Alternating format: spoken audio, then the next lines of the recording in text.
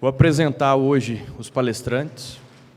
Vai ser uma sequência que, basicamente, ele atende às dores reais que acontecem desde o universo de uma clínica, de um consultório e da vida de um médico.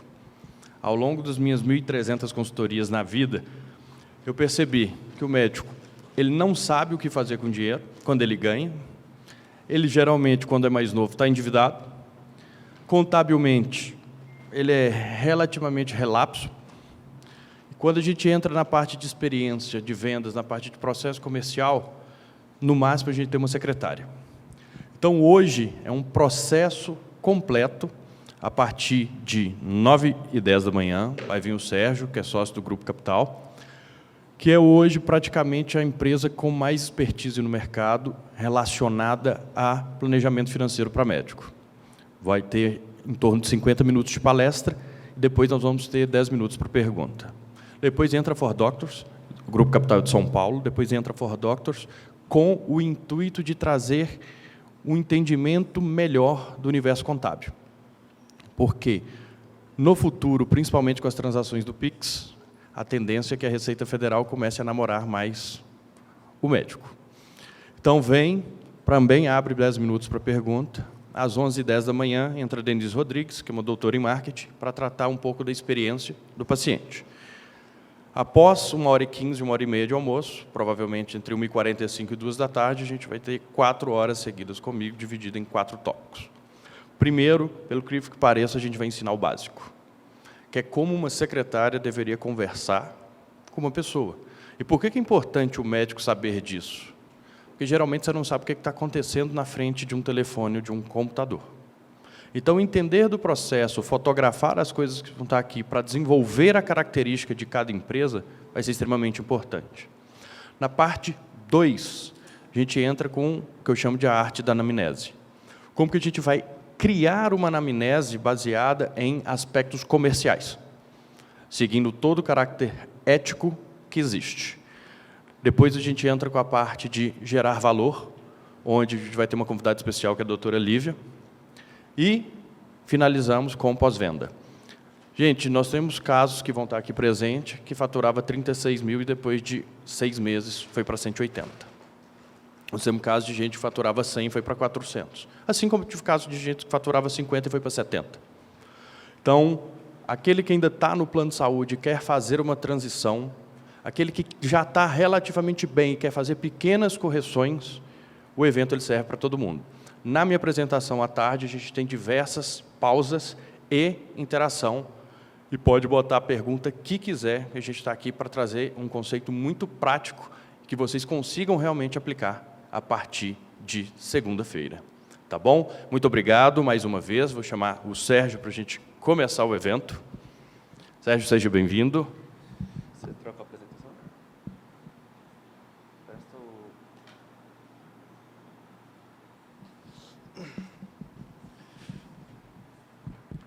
Bom dia, pessoal. Tudo bem? Sou Sérgio Leão. Deixa só aparecer a apresentação ali.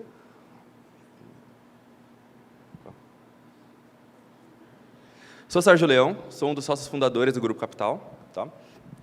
Sou planejador financeiro, certificado CFP, que hoje é a maior certificação de planejamento financeiro a nível mundial. E acabo tocando, dentro do Grupo Capital, toda a parte de investimentos, né? Através de um modelo que é muito diferente do que a gente tem visto no mercado, né? Que é o modelo de assessoria de investimento, que é um modelo basicamente de vendas. O modelo de consultoria que a gente trabalha, que é muito forte lá fora, mas voltado como uma linha de gestão de patrimônio, é o que a gente atrás no Brasil. A gente acaba sendo um dos pioneiros aqui dentro do mercado nacional, de trazer um modelo diferente, um modelo mais bem ajustado com o cliente final, bem ajustado com esse alinhamento de interesses, né? É o que a gente vê dentro do mercado financeiro, como a gente enxerga a realidade do médico. Uma realidade fiduciária, né, de colocar o cliente em primeiro lugar. Tá? Além disso, sou especialista em finanças comportamentais, e a ideia, né, da palestra de hoje, principalmente, é conseguir trazer um pouquinho mais para vocês o que fazer, né, dentro da jornada médica para ter sucesso. Né? Pode parecer uma coisa simples. O médico tem uma visão, principalmente os médicos que estão se formando, que estão começando a carreira, de que na semana que vem, né, no mês seguinte, no ano seguinte, ele vai mudar. Né, e a partir daí ele vai fazer certo. Afinal, o problema é só ganhar um pouquinho mais que vai dar certo. E a gente tem acompanhado nos últimos anos de que dificilmente o médico acaba mudando de uma forma positiva sem olhar para as finanças da forma que precisa, sem dar a devida atenção. E muitas das vezes a gente vê que a realidade do médico, apesar de uma receita muito superior à média do brasileiro, traz exatamente os mesmos problemas, só numa escala maior, que dá um pouco mais de trabalho de corrigir, dá um pouco mais de trabalho de dar um passo atrás e colocar dentro dos eixos. E o problema, quando a gente olha esse tipo de comportamento dentro da dinâmica médica, é que a gente perde tempo, que é o nosso maior bem dentro, seja do mercado financeiro, seja da nossa vida, seja para que a gente olhe, né, o bem-estar da nossa família. Então, a ideia da palestra de hoje é trazer um pouquinho mais esse tipo de comportamento, né, de como construir, como se planejar financeiramente para ter sucesso dentro da carreira médica. Tá? E pode parecer uma coisa batida, né? Hoje, principalmente depois do cenário pandêmico, a gente tem visto cada vez mais pessoas levantando uma bandeira, seja em redes sociais, seja em eventos, sobre planejamento financeiro. Mas dificilmente as pessoas percebem o porquê desse motivo, né? Por que é um assunto que se tornou tão conhecido e tão disseminado nos últimos tempos. E o maior problema que a gente enxerga dentro dessa dinâmica é que hoje 70% dos brasileiros estão endividados, em uma população de mais ou menos 225 milhões. E quando a gente olha especificamente para a dinâmica médica, não é diferente. Hoje, um número aproximado é de 58% dos últimos estudos que a gente tem sobre médicos endividados. E, normalmente, né, quando a gente pega a carreira médica, a gente costuma encontrar, né, uma média de receita em torno de 30, 35, 40 mil reais. Claro que existem casos muito acima, casos que acabam trazendo um retorno abaixo. E quando a gente compara isso com o restante do brasileiro, onde a receita média do brasileiro fica em torno de um salário mínimo e meio dentro do Brasil, é uma discrepância muito grande. A gente está falando de algumas vezes de receita a mais que o médico tem com relação aos brasileiros. E ainda assim, o mesmo perfil de endividamento a gente enxerga nas duas dinâmicas. Tá? E por que é tão importante a gente bater nesse ponto de que a gente precisa dar essa atenção, essa devida atenção para a saúde financeira, assim como a gente deve dar a devida atenção para a saúde física, espiritual, mental e afins? Porque é um conjunto. Né? Quando a gente olha a saúde de forma geral, o conjunto das coisas é o que vai acabar trazendo um pouco mais de tranquilidade quando a gente pega todo o cenário dentro da dinâmica médica e dentro da dinâmica, né, do brasileiro como um todo.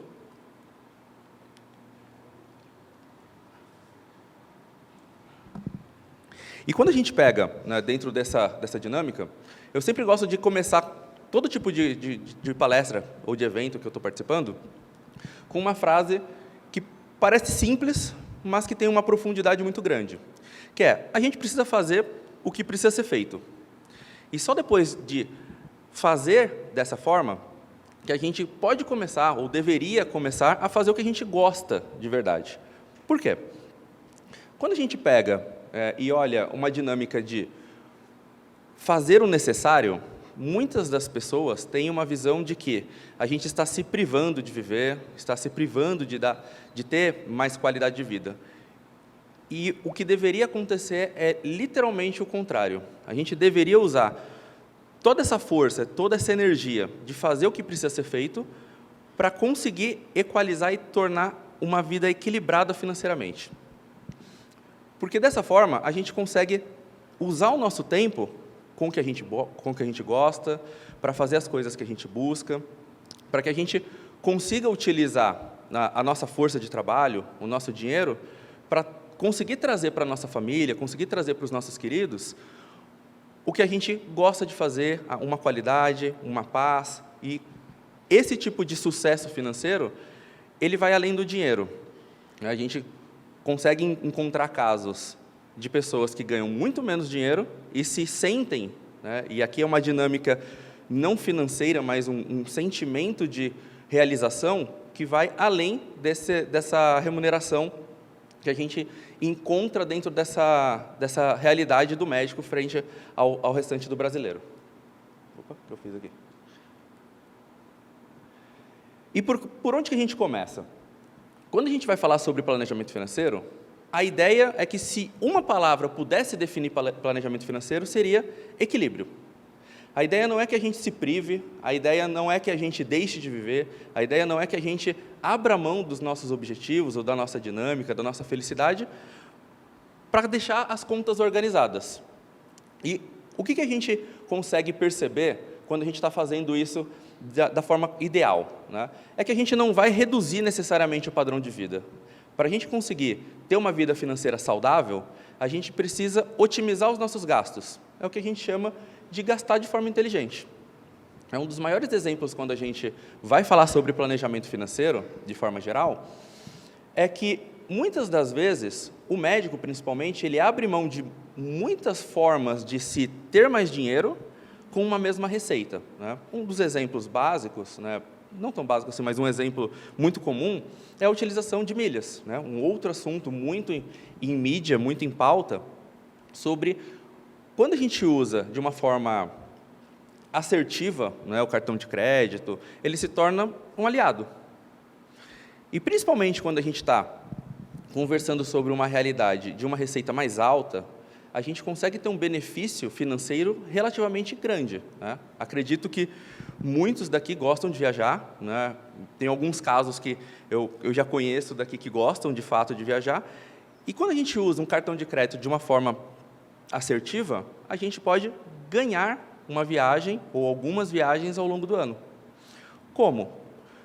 Sempre que a gente tem um programa de bonificação, sempre que a gente tem um cartão de crédito bom, por assim dizer, esse cartão ele traz benefícios de volta para a gente. Que tipos de benefício? Dentro dessa dinâmica de cartão, né, normalmente, os cartões, a gente costuma encontrar cartões que vão ali pontuar numa média de 2,5 pontos por dólar. Então, se a gente pega uma receita média de 300, 400 mil reais ano, a gente está falando de mais ou menos 100 mil dólares. Considerando uma média de 20%, 25% de resguardo, a gente tem ainda uns 70, 75 mil dólares de gastos anuais. Isso dá uma média de mais ou menos uns 160, 170 mil pontos, milhas. Onde uma passagem daqui para o Nordeste, por exemplo, custa uma média de 30 mil. Então, se a gente simplesmente conseguir centralizar boa parte desses gastos dentro do cartão de crédito, a gente tem ali 1, 2 passagens anuais inteiramente gratuita, simplesmente por uma boa utilização. Então, a ideia quando a gente fala do planejamento financeiro, de conseguir falar sobre mais eficiência, ela vem exatamente nessa linha. O que a gente consegue organizar dentro da nossa vida financeira para que a gente consiga ter esse grau de eficiência, sem necessariamente abrir mão dos nossos objetivos, sem que a gente abra mão de qualidade de vida. A ideia é que a gente consiga viver bem o hoje, mas sem negligenciar o futuro. Porque se a gente vai empurrando isso para frente, a gente perde a nossa maior variável, que é o tempo. E sempre que a gente diminui esse tempo, obrigatoriamente, a gente vai precisar fazer mais esforço para chegar exatamente no mesmo lugar. Isso é completamente contraintuitivo, uma vez que, com o passar do tempo, a nossa força de trabalho, a nossa energia, ela vai diminuindo. E a partir do momento que a gente não tem essa habilidade de nos colocar como prioridade, colocar o nosso futuro como prioridade, a gente tem cada vez menos tempo e, obrigatoriamente, tem que gastar uma energia que vai diminuindo ao longo dessa jornada. Então, dentro dessa dinâmica, o nosso maior objetivo é conseguir otimizar os gastos para aumentar essa qualidade de vida. Tá? E se a gente colocasse dentro de uma linha do tempo, né, sobre o que precisa ser feito ou como ter esse tipo de organização, a ideia aqui é trazer um pouco do básico. Né? Independente de ter ou não mais ou menos conhecimento, a ideia é, por onde que eu começo? Por onde o médico deveria começar a olhar a vida financeira e por onde ele deveria começar a organizar? E assim como a gente vê dentro da atividade médica, na clínica, por exemplo, o primeiro passo é saber o que está acontecendo. Então, a gente precisa ter visibilidade sobre o que está acontecendo na nossa vida. É importante, num primeiro momento, que a gente consiga enxergar onde estão nossos gastos, o porquê a gente está gastando em uma determinada coisa, ou seja, a gente só consegue mudar de fato quando a gente percebe o que está acontecendo, e assim a gente consegue fazer uma avaliação mais aprofundada sobre as nossas dinâmicas e o que seria necessário da gente mudar para que a gente consiga ter um grau de eficiência e destinar parte desse recurso que está sendo, entre aspas, queimado ao longo do tempo para os nossos objetivos. Conforme a gente tem essa visibilidade, o segundo ponto que é muito importante é a gente colocar um teto de gasto, é a gente conseguir entender até onde a gente pode gastar. Porque uma coisa é a gente ganhar dinheiro, de fato, né? Outra coisa é a gente conseguir guardar esse dinheiro.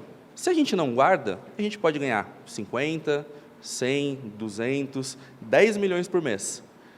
O que deixa a gente rico ao longo do tempo é quanto a gente guarda, não quanto entra. Se a gente gasta tudo que a gente está ganhando, tudo que está entrando, no final do mês a gente está exatamente no mesmo lugar. E vai continuar assim por muito tempo.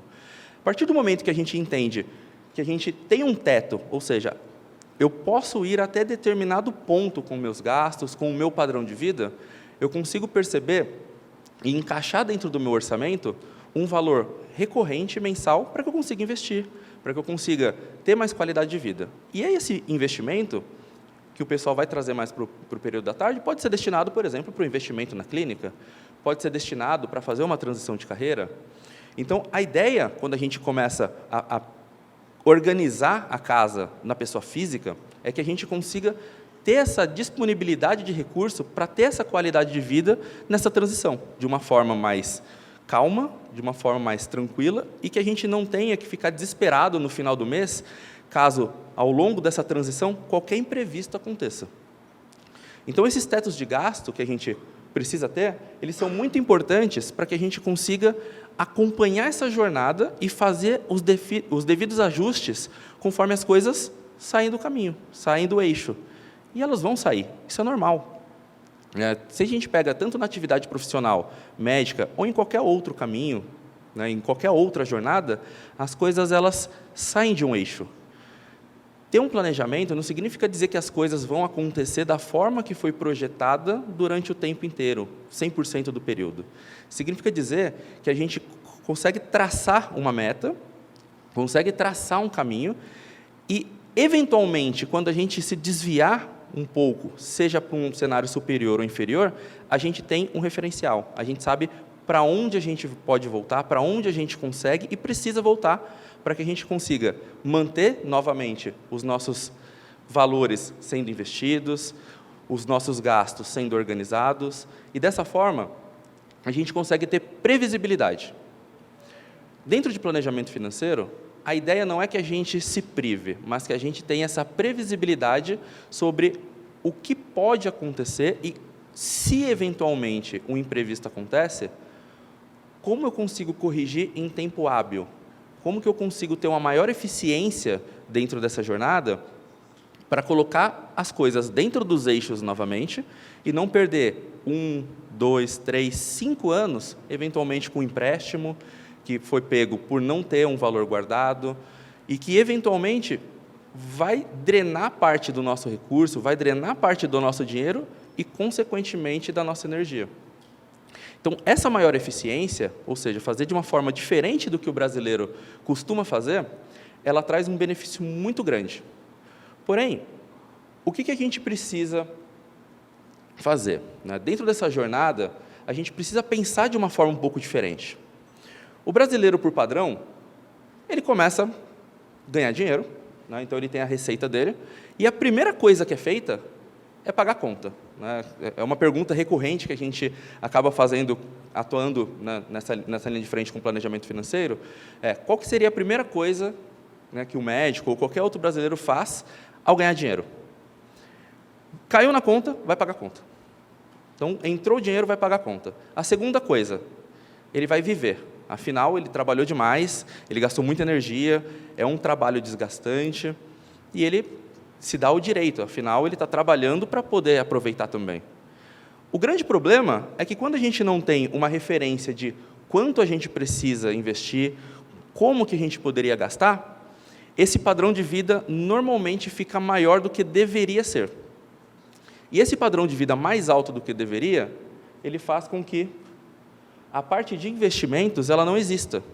Então, naturalmente, o brasileiro, seja médico ou não, chega no final do mês com uma ilusão de que no mês seguinte, se não der certo nesse, ele vai mudar.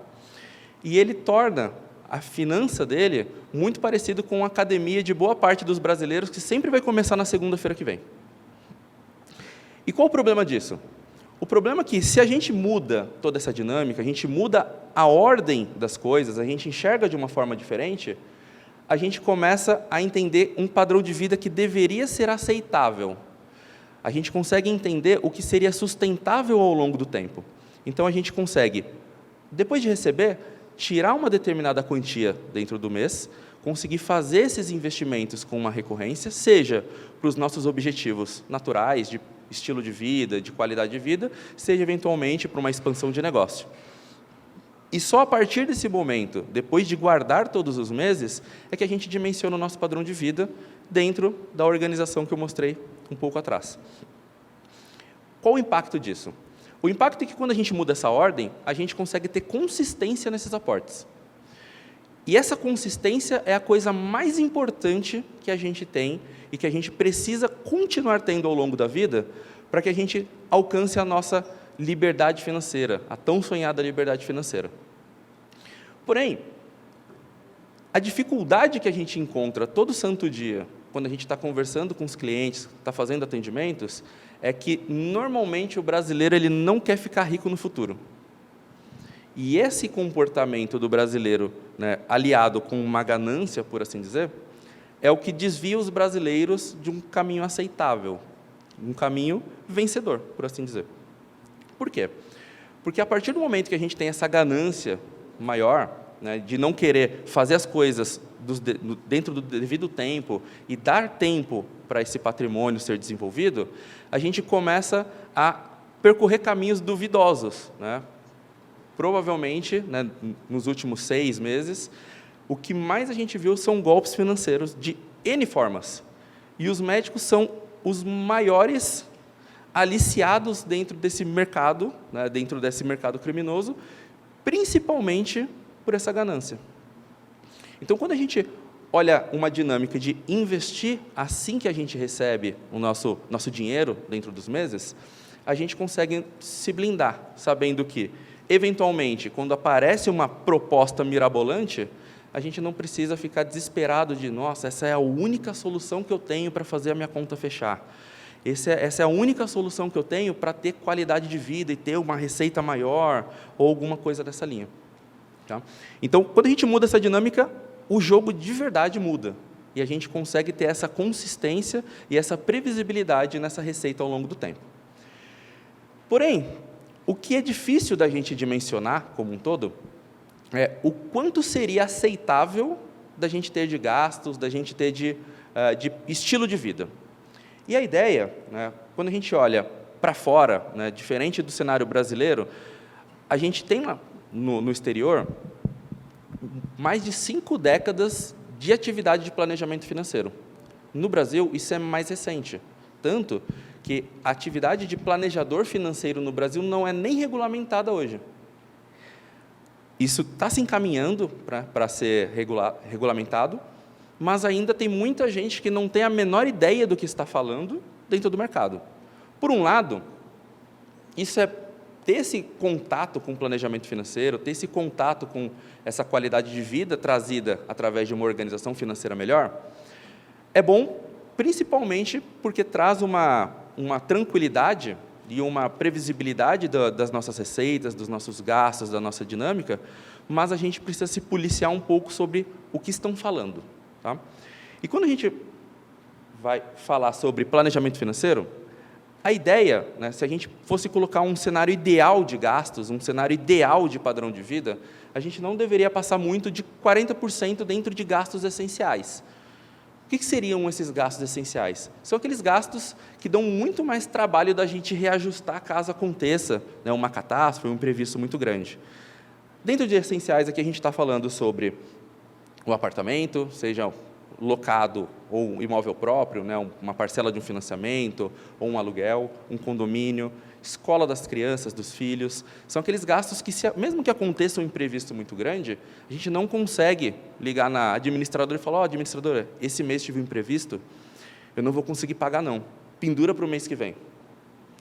A gente até pode fazer, mas isso eventualmente vai gerar um ônus, e a gente vai ter multa, vai ter encargo, que naturalmente vai virar uma bola de neve. Afinal, se eu não conseguir esse mês, como que eu vou pagar no próximo mês 2 mensalidades ou 2 parcelas e fazer a conta fechar?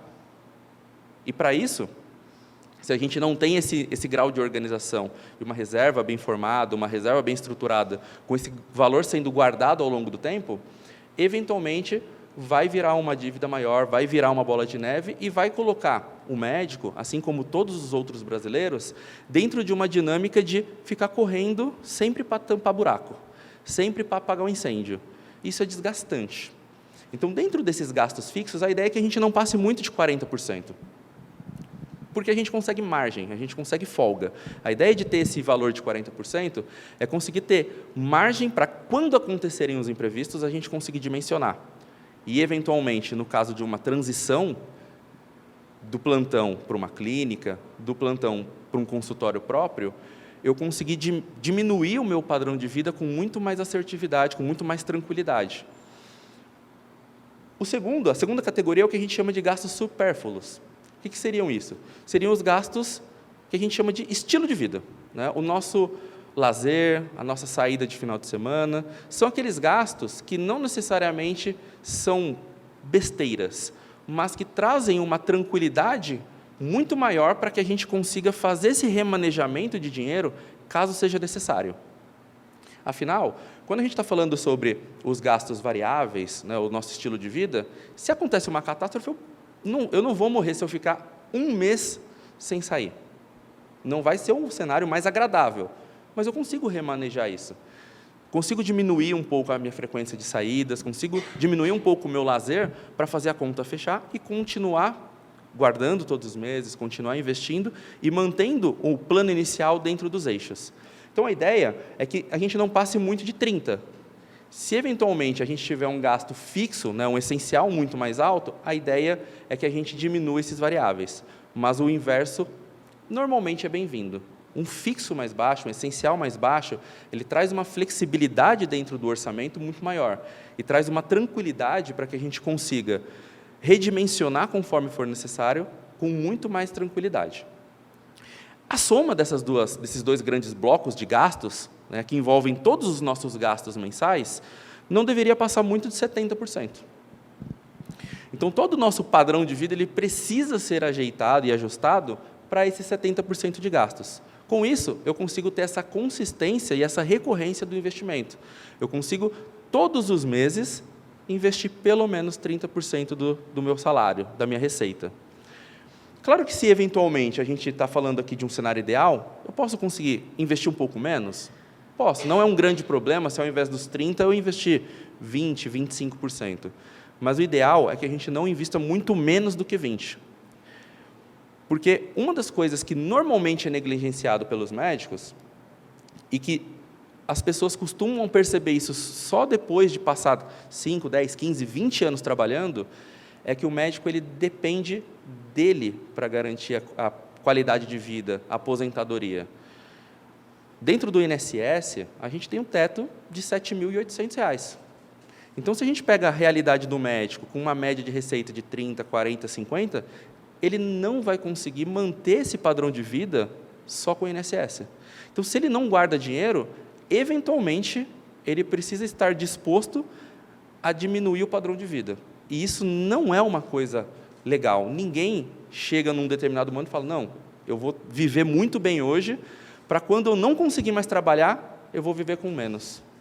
No momento em que a gente quer ter essa tranquilidade, quer ter esse descanso, ter que reduzir não é uma coisa agradável.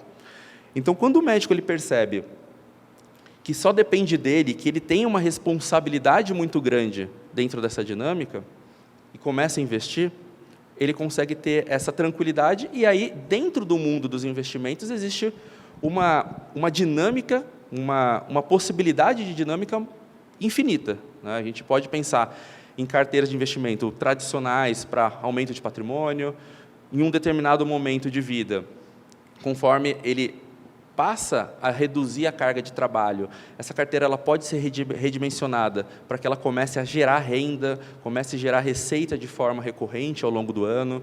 Então, isso só é possível quando a gente tem o dinheiro investido. Isso só é possível quando a gente tem um determinado montante que possibilita com que a gente faça essa mudança com qualidade. Então, quando a gente está falando sobre esse cenário de gastos, o mais importante, antes de chegar nos números ideais e numa divisão ideal dos nossos gastos, é fazer o controle. Tá? E esse controle ele pode ser feito de N formas. A mais tranquila, por assim dizer, a mais comum de ser feita, é através de aplicativos. Qual o grande problema? O problema dos aplicativos é que a gente perde o foco muito fácil. Quando a gente coloca esse peso sobre um preencher de aplicativo ao longo do mês, ao longo dos dias, sempre vai aparecer alguma coisa para tirar a nossa atenção. Vai aparecer um paciente, vai aparecer um familiar, justo na hora que a gente está ali parado, está com um tempinho sobrando para jogar os nossos gastos ali dentro do aplicativo, vai vir uma distração. A partir do momento que a gente começa a falhar, e a gente deixa de fazer esse preenchimento, esse abastecimento do nosso controle com as informações, a gente começa a encontrar desculpas para não fazer. Pô, mas eu não preenchi ontem, então se eu não preencher hoje não vai dar tanto problema. Na sexta-feira eu faço. E aí quando chega na sexta-feira a gente está cansado. A gente não vai acordar na sexta-feira, trabalhar o dia inteiro e chegar no final do dia com esse ânimo de fazer um preenchimento, de fazer um controle. Fazer controle, fazer preenchimento, seja em planilha, seja em aplicativo, é chato. Não é porque eu trabalho com isso que eu acordo no final de semana com uma vontade, nossa, hoje é o dia de preencher planilha, que maravilha. Isso não acontece. A grande mágica é que a gente precisa fazer o que a gente tem que fazer, o necessário.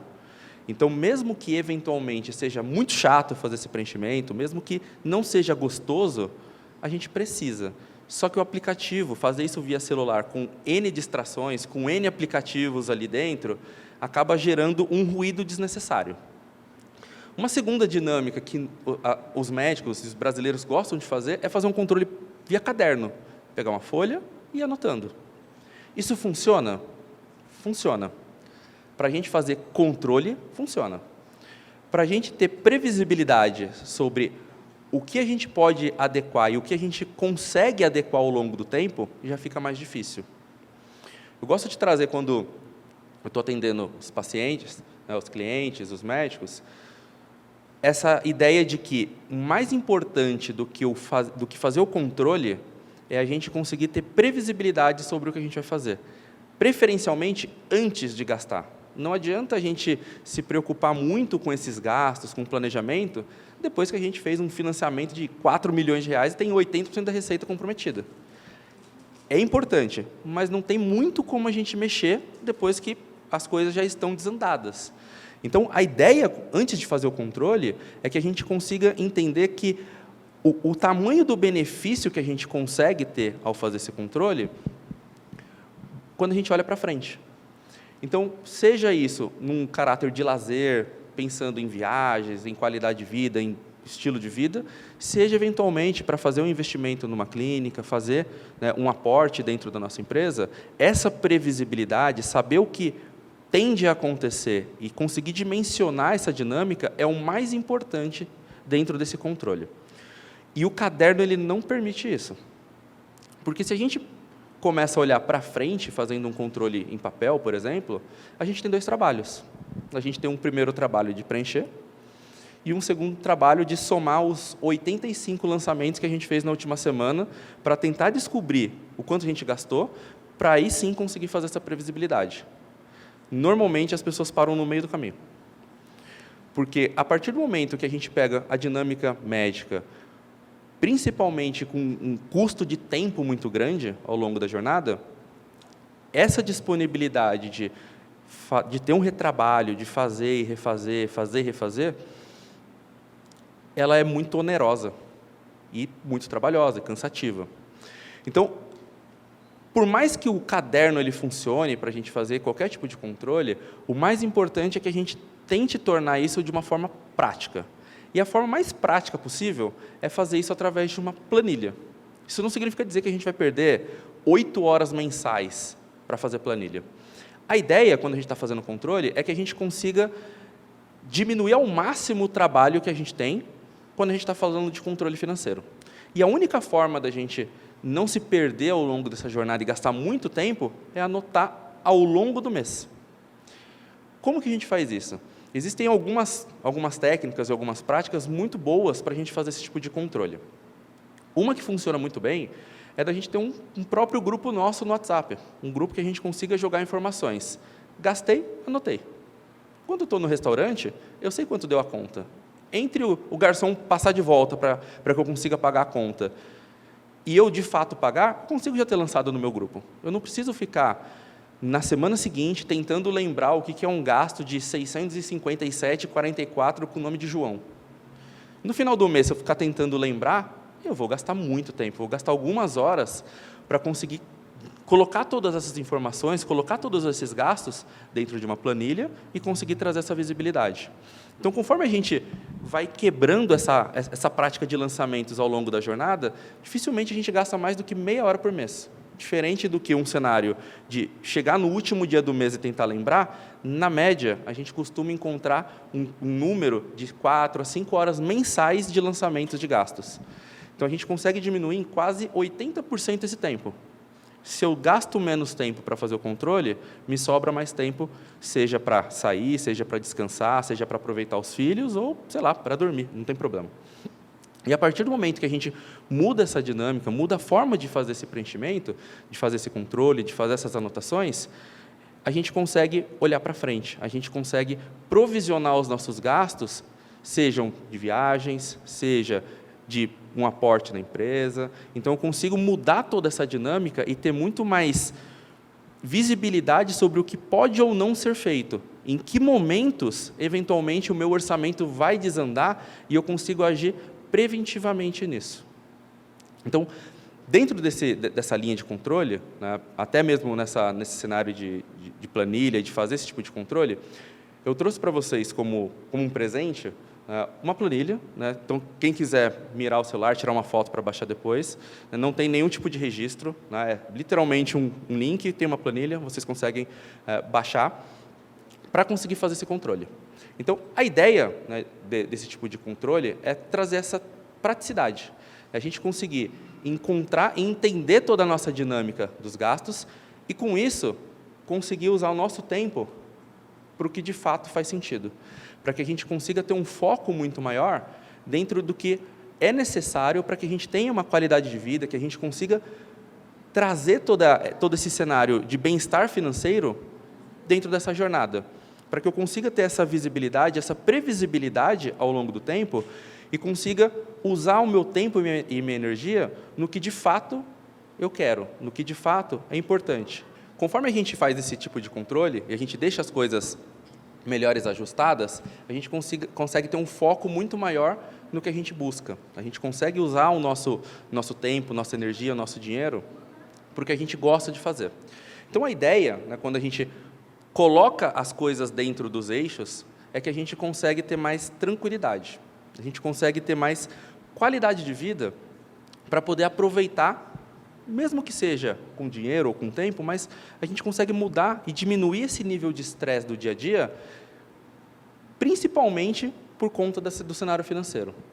Só que isso não traz um reflexo apenas no lado financeiro. A gente percebe, conforme a gente fez, né, alguns estudos nos últimos anos, que conforme a gente tem essa mudança, né, dessa dinâmica financeira, desse comportamento financeiro do médico e do brasileiro, outras áreas da vida elas começam a se encaixar de uma forma mais interessante. A gente percebe que a qualidade financeira ela está muito alinhada com qualidade de saúde mental, com qualidade de saúde física, e não tem como a gente desvencilhar um cenário positivo de saúde financeira e um cenário de saúde de todas as outras formas de saúde que tiver. Afinal, se eu não consigo fechar minha conta no final do mês, como que eu durmo em paz? Como que eu consigo ter cabeça, por exemplo, para pensar na minha clínica, para pensar no meu negócio, se eu não consigo fechar minha conta na pessoa física? Como que eu consigo pensar no meu bem-estar, na minha saúde física, se eu não consigo chegar no final do mês e não consigo, eventualmente, pagar a minha moradia ou pagar o meu carro? Conforme a gente coloca tudo isso dentro dos eixos, a gente consegue ter muito mais controle e consegue gastar a nossa energia no que a gente, de fato, pode mudar. Muitas das vezes, os médicos eles têm uma visão muito grande sobre investimentos, de que, eu vou começar a estudar investimentos, eu vou gastar ali 1, 2, 10, 15 horas por semana e vou ganhar muito mais dinheiro com investimentos.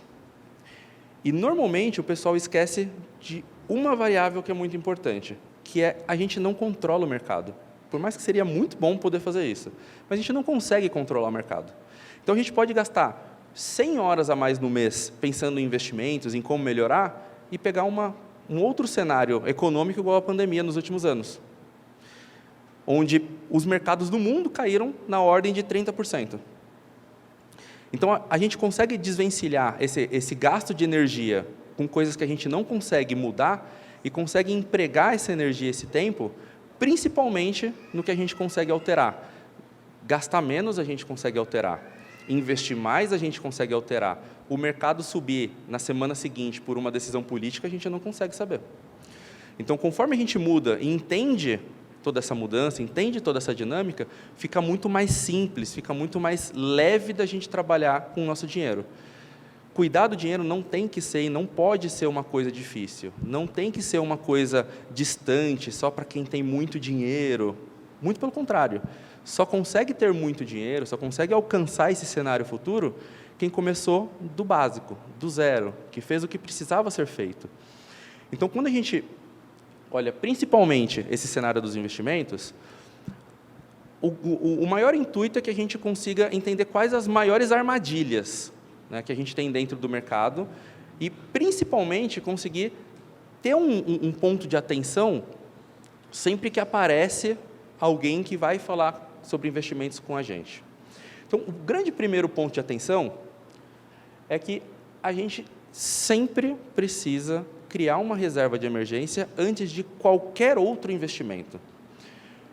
Os médicos, principalmente, por conta do nível de receitas, eles gostam de negligenciar o básico. E o básico dentro de investimentos é a nossa reserva. É o nosso primeiro contato, sempre, ganhando 10 ou ganhando 100 milhões por mês, reserva de emergência é sempre o primeiro investimento. A gente não pode negligenciar em nenhuma hipótese uma reserva. E quando a gente está falando sobre reserva de emergência, o ideal é que a gente tenha pelo menos 6 meses dos nossos gastos como reserva. Mas se eu tenho um gasto, um padrão de vida ali de 20, de 30, eu vou precisar deixar 120, 150, 200 mil reais numa reserva que não vai render muito? Sim. Reserva, apesar de não ser um dinheiro que vai deixar a gente rico ao longo do tempo, a reserva de emergência é o único investimento que vai evitar a gente de ficar pobre, que vai evitar da gente precisar pegar um empréstimo, de levantar um crédito no mercado e ficar 2, 3, 5, 10, 15 anos pagando.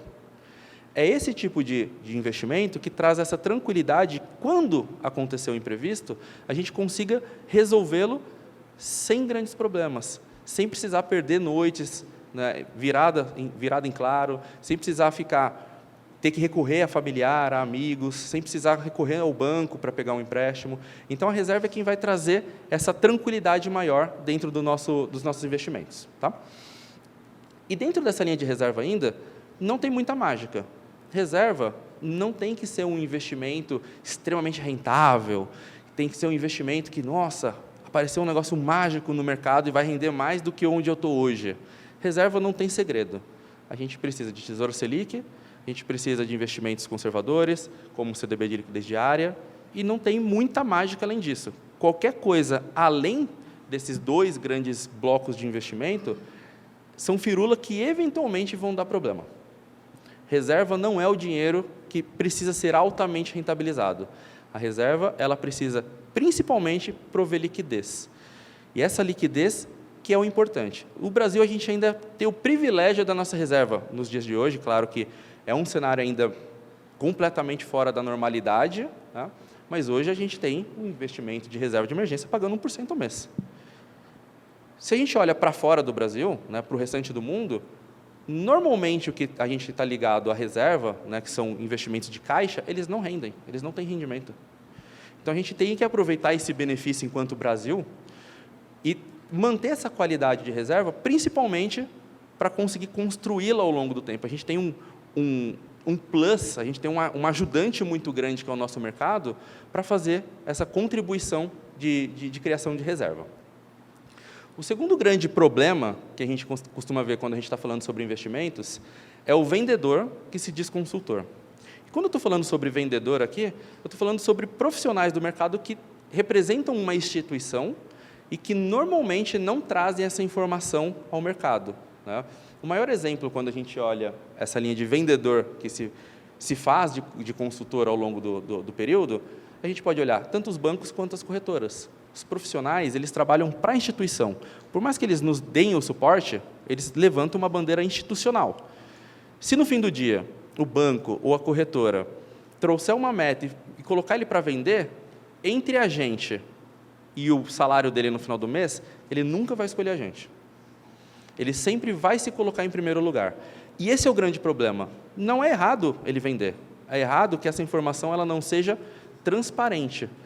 Que a gente não saiba, muitas das vezes, quanto ele está ganhando. O brasileiro ainda tem uma visão de que a assessoria de investimento é gratuita. E não é. A única diferença é que os custos saem antes de chegar para a gente. Então, esse cuidado com os vendedores dentro do mercado, que se dizem consultores, é muito importante. Quando a gente tem esse tipo de visão, quando a gente entende um pouco melhor como funciona essa dinâmica, a gente consegue fugir de algumas armadilhas que a gente encontra dentro do mercado. A primeira grande armadilha, né, acredito que alguns já devam ter contato, infelizmente, é com COI. Normalmente, 90% das carteiras de investimentos de médicos que eu atendo tem COI. Porque, normalmente, o assessor, o gerente do banco, ele usa um discurso mirabolante para colocar uma coisa muito ruim dentro da carteira que só vai remunerar quem vende. Normalmente, esse tipo de investimento, ele vai pagar ali de comissionamento 3, 4, 5, 7% para quem está vendendo. E aí o investidor vai carregar aquilo por 5, 7 anos sem ganhar um centavo. Só que, num primeiro contato, o investidor não sabe, ele não tem esse conhecimento, e ele acredita na boa-fé de quem está na outra ponta. Ele não sabe que essa outra ponta está representando uma instituição, está fazendo uma venda para a instituição, não para o investidor, não para o cliente final, não pensando necessariamente nessa qualidade de vida, nessa tranquilidade ao longo do tempo. Então, essa segunda atenção, né, com relação aos vendedores, é muito importante para que a gente mantenha o nosso patrimônio dentro dos eixos, com um crescimento de uma forma sustentável e, principalmente, de uma forma eficiente. E o último ponto é que, de fato, não existe esse suporte profissional gratuito. Da forma que, principalmente, é vendida, né, hoje, né, principalmente nos últimos 2, 3 anos, a gente vê a linha de assessoria de investimento, principalmente, com uma bandeira de assessoria financeira gratuita, né? O maior nome hoje no mercado, XP, se der um Google, aparece lá. Tem uma assessoria financeira, uma assessoria de investimentos gratuita. E não é gratuita. A gente tem uma mudança, a gente deve ter uma mudança até o final desse ano, na regulação de investimentos, que vai obrigar as corretoras, principalmente, a trazer esse custo para o investidor final. E qual que é o grande benefício para a sociedade enxergar essa visão? Que principalmente os profissionais que só fazem venda, que só estão pensando no próprio bolso e não no cliente final, eles muito provavelmente vão perder boa parte dos clientes quando o cliente que até então comprou uma ideia de um suporte gratuito, ele vê lá dentro do extrato da corretora que a carteira dele custou 3%, 4% ao ano, enquanto na média deveria custar no máximo 1%. Só que hoje ele não percebe, seja a nível comissionamento, seja a nível spread, o quanto ele está pagando. Então, com essa mudança regulatória, que a gente deve ter até o final desse ano, isso vai ficar transparente. E essa transparência é muito importante, porque a gente consegue tomar uma decisão de uma forma prática, de uma forma clara. Tá? Dessa linha de investimentos, essas são as 3 principais atenções que a gente precisa ter quando a gente está conversando ou começando a olhar para esse mundo dos investimentos. E, da mesma forma, a gente tem algumas atenções também nessa linha de seguros. O primeiro ponto continua sendo do vendedor que se coloca como um consultor. Assim como existem os COIs dos investimentos, existem os seguros resgatáveis aqui dentro. Que também é muito comum de ser vendido para um médico, essa ideia de, o seguro resgatável é a melhor opção que vai ter para você, porque olha que legal, no final você vai resgatar um dinheiro. E nada mais é do que uma estratégia comercial, porque o brasileiro ele gosta de ter alguma coisa de volta. Quando a gente faz uma comparação nessa linha de seguros, de um seguro resgatável eventualmente para um seguro sem resgate, a diferença de preço é muito grande. E se a gente tem um seguro não resgatável e investe a diferença, a gente consegue alcançar um patrimônio muito maior do que o que a gente resgataria dentro desse seguro resgatável. De novo, quando a gente está falando desse tipo de cuidado, ele funciona principalmente para que a gente consiga ter mais dinheiro, para que a gente consiga ter essa maior eficiência, sem necessariamente ter que fazer um esforço a mais, de trabalhar um pouco mais, de abrir mão do nosso padrão de vida. Aqui, conforme a gente vai olhando essas eficiências em coisas menores, a gente consegue encontrar 2, 3, 4, 5, 10 mil reais dentro de um orçamento que, eventualmente, estava indo para o ralo, sem a gente perceber. Então, a ideia aqui desse tipo de eficiência é a gente conseguir usar essa energia para melhorar e ter essa maior eficiência dentro da nossa dinâmica financeira e conseguir destinar esse dinheiro principalmente para as coisas que a gente gosta. Seja uma viagem, seja uma expansão, ou qualquer coisa que eventualmente a gente queira fazer. Se for para colocar fogo no dinheiro, fazer uma fogueirinha no canto de casa, colocar fogo nele, não tem problema, desde que a gente faça isso com consciência, que a gente enxergue o que está sendo feito. E não que a gente vá perdendo esses valores ao longo de todas as transações e todas as dinâmicas que a gente tem ao longo do mês com relação ao nosso recurso. O segundo ponto, né, é essa parte do seguro resgatável, e principalmente é a gente ter esse cuidado e essa atenção com que, de fato, a gente precisa se preocupar. Quando a gente está falando sobre proteção, quando a gente está falando sobre seguro, o mais importante aqui dentro é que a gente consiga entender o que a gente precisa, principalmente para que a gente não seja alvo de vendedor que vai trazer soluções pensando no bolso dele. O maior exemplo, de fato, é o seguro de vida. Não quer dizer que a gente não precisa se proteger, mas vida, seguro de vida, uma proteção de vida, quem precisa é quem tem dependente, quem tem filho, quem tem alguém que dependa do nosso recurso. Se eu não tenho, eu não preciso de seguro de vida. Isso é muito estranho, porque isso não significa dizer que, porque eu não preciso de vida, eu não preciso me proteger. Eu preciso proteger a minha força de trabalho. Enquanto autônomos, a grande maioria dos médicos, se eventualmente a gente fica sem trabalhar, se eventualmente a gente fica doente, se a gente precisa fazer uma cirurgia, por mais simples que seja, a gente não tem receita. Então, a gente precisa encontrar formas de proteger a nossa geração de receita para colocar essa previsibilidade do que a gente trouxe até aqui dentro dos eixos e não ter essas surpresas ao longo da nossa jornada. E, principalmente, quando a gente está falando nessas necessidades também, é importante a gente olhar para o lado clínica, para o lado consultório. Quais os possíveis riscos que, eventualmente, eu tenho dentro da minha vida, dentro do meu consultório, né, por exemplo, com responsabilidade civil profissional, quais os tipos de riscos que, eventualmente, eu preciso proteger e eu vou ter que encaixar isso dentro dos meus gastos mensais, anuais, para que eu não tenha uma surpresa de, eventualmente, um processo que eu tenha que desembolsar 100, 200, 300 mil reais para resolver uma determinada pendência. Então, a ideia aqui é que a gente consiga, principalmente, entender o que de fato a gente precisa antes de sair correndo atrás de fechar seguro ou de pensar em proteção.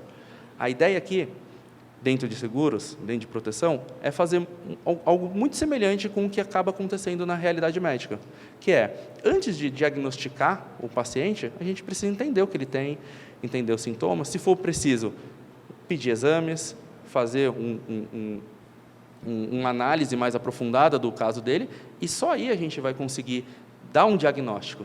Aqui não é diferente. antes da gente pensar na solução final, a gente precisa encontrar e entender o que a gente tem de necessidade. E só com essa visão clara, só com essa visão bem ajustada, que a gente vai dar esse próximo passo.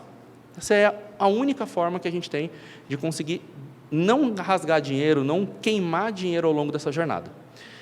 E com isso, a gente consegue ter muito mais tranquilidade para manter a previsibilidade, né? Principalmente dentro dessa linha do que eu trouxe para vocês até aqui, de saber o que eu posso fazer, saber até onde eu posso ir, principalmente para que eu consiga guardar o meu dinheiro com essa certa recorrência, com essa certa consistência, e tirar essa variabilidade do risco do meio do caminho, para que a gente consiga ter essa tranquilidade, essa paz de espírito, essa paz espiritual e, principalmente, essa paz financeira, para que a gente consiga ter qualidade de vida no final dessa jornada. Então, por hoje, é o que eu tinha para trazer para vocês. Tá?